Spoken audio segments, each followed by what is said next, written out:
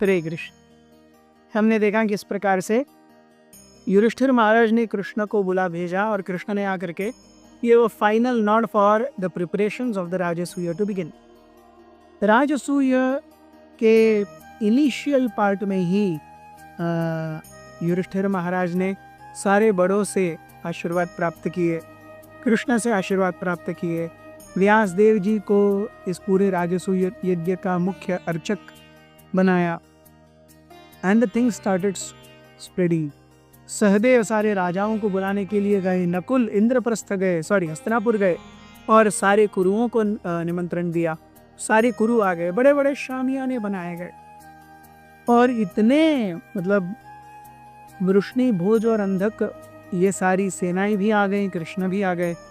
Everyone was jubilantly attending everything. सारे राजा आए, सारे राजाओं को बुलाया गया। कौन कौन आए? शिशुपाल आए, शल्य आए, पौंड्रक आए, कुंती भोज आए, भगदत्त, विराट, शिशुपाल, दंतावक्र, बलराम जी, ये सब आकर के अपने अपने स्थानों पर स्थानापन्न होकर के राजसूय यज्ञ का आनंद ले रहे थे और विशाल मात्रा में ब्राह्मण आने लगे। कौन कौन ब्राह्मण आए थे?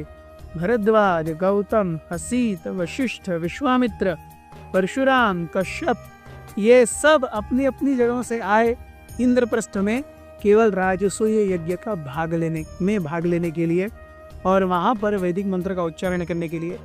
खास करके सामवेद का उच्चारण किया जाने लगा।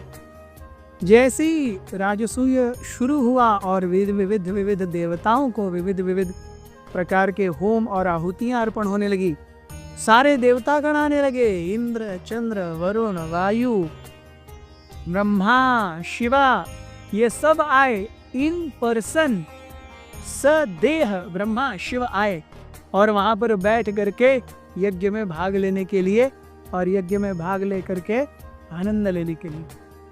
और इस बीच में देवर्षि नारद आए।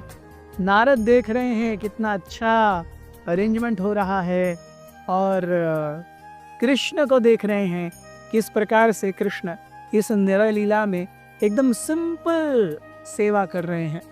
हर किसी को युधिष्ठिर महाराज ने डिपार्टमेंट्स दिए। भीष्म और द्रोण को पूरे सैक्रिफाइस का इंचार्ज बनाया गया। मतलब एक्चुअल जो सैक्रिफाइस होना था उसके इंचार्ज व्यास देव थे, लेकिन उसके लिए जो पूरी अरेंजमेंट है वो भीष्म और द्रोण देखने वाले थे।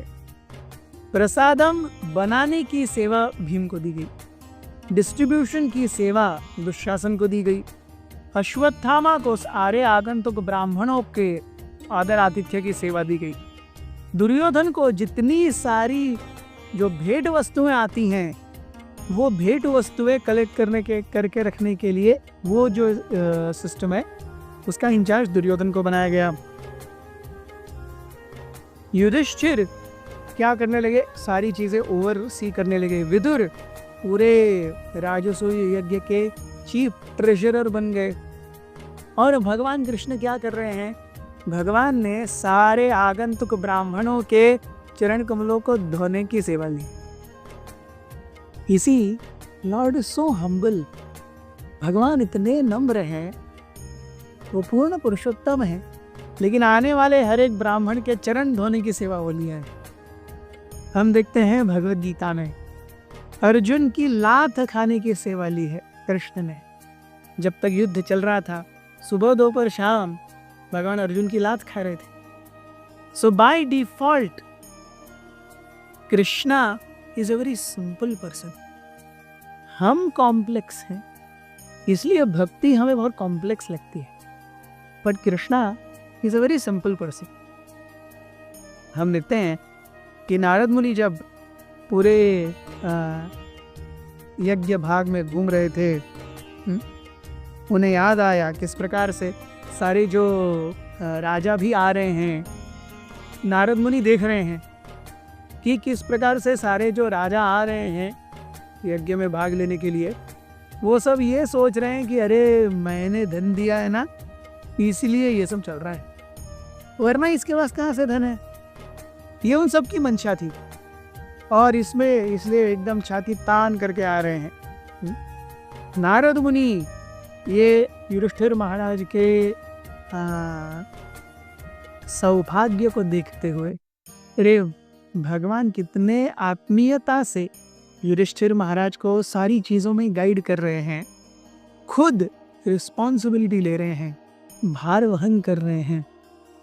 ये देख करके नारद मुनि की जो आंखें हैं वो चौंधी आ गई और उनमें से आंसू बहने लगे। बहुत बहुत धन्यवाद। हरे कृष्ण। अथ श्री महाभारत कथा।